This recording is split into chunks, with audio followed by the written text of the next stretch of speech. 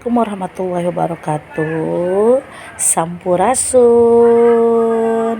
Kumaha damang barudak sadayana. Ayeuna urang pangajaran bahasa Sunda. Yuk urang buka buku paketna Piwulang Basa. Piwulang Basa Pasebe kelas 3.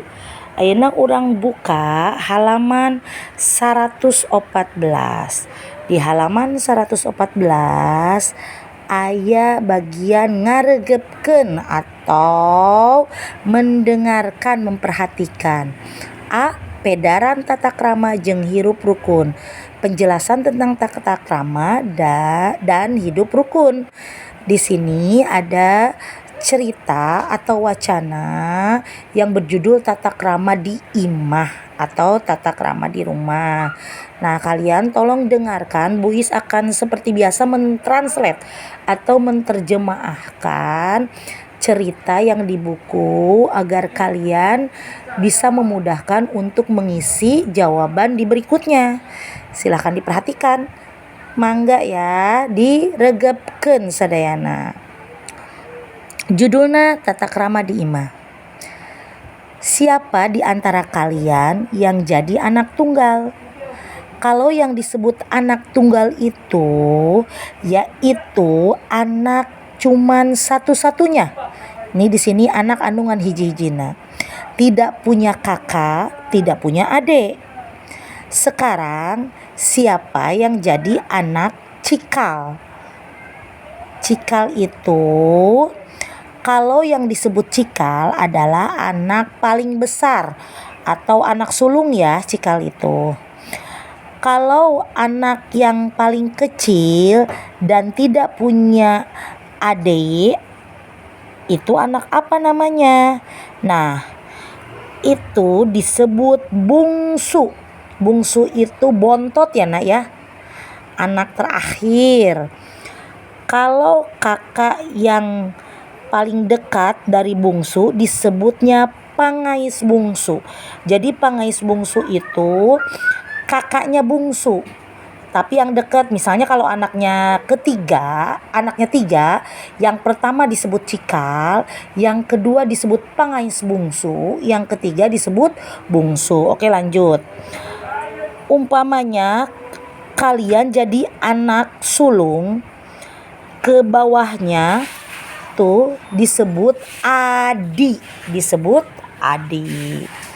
Seumpama kalian jadi adik, ke kakak laki-laki ke atas atau kakak laki-laki saluhureun atau yang paling atas harus disebut akang. Jadi ke kakak laki-laki itu menyebutnya akang. Kakak atau aa, boleh akang, boleh kakak, boleh aa. Kalau kakak perempuan disebutnya teteh, cece, atau acek. Jadi kalau dalam bahasa Sunda bilang ke kakak itu, kakak laki-laki boleh akang, kakak atau aa.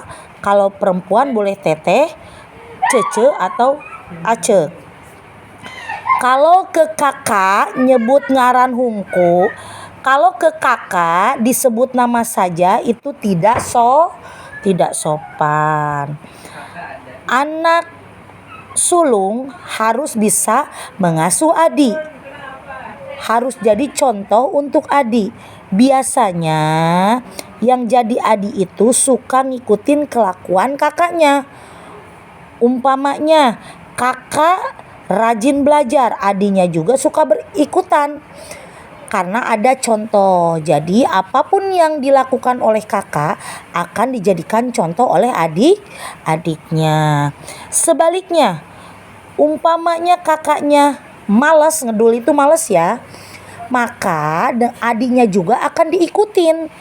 Karena disangkanya malas itu bagus.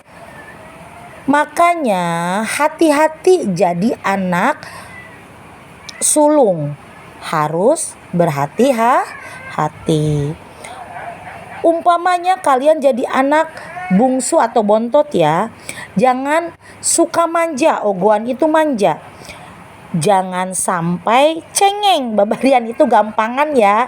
Jangan pula olo-olo. Olo-olo itu sama dengan manja.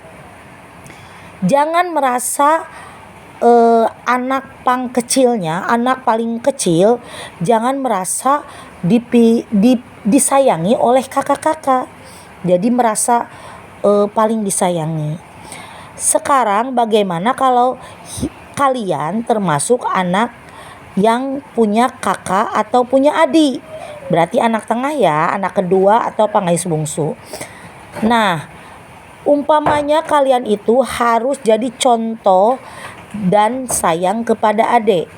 Kalau ke kakak harus menghormati, ngajenan itu menghormati. Jangan suka berantem. Itu lagi umpamanya kalian jadi anak tunggal, jangan manja. Apalagi jangan ngelawan ke orang tua kalian. Melawan ke orang tua besar dosanya besar, serta nanti jamuga itu tidak akan berkah, tidak akan selamat hidupnya. Jangan mentang-mentang jadi anak tunggal segala kemauan harus diiyakan atau harus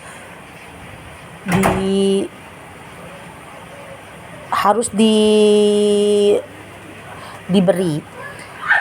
Kelakuan itu jelek banget. Nah, segitu ya ceritanya.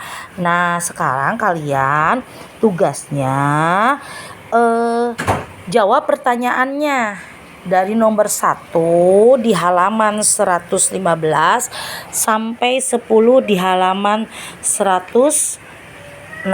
Nah, yang pertama artinya apa kalau disebut anak cikal itu? Jadi bagaimana yang anak cikal itu? Kedua, bagaimana yang disebut anak tunggal? Anak tunggal itu yang bagaimana? Sekarang nomor 3, Farhan punya adik 2, yaitu Hilma dan Iqbal.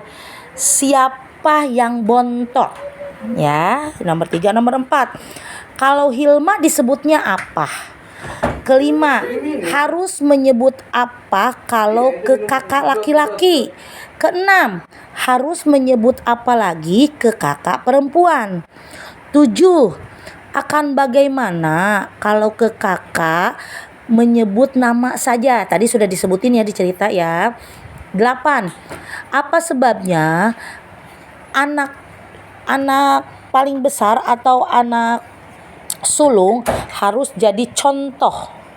9, harus bagaimana kalau kita jadi anak tunggal? 10, akan bagaimana kalau kita berani melawan ke orang tua? Itu ya tugasnya. Selamat mengerjakan. Terima kasih. Wassalamualaikum warahmatullahi wabarakatuh. Sampurasun.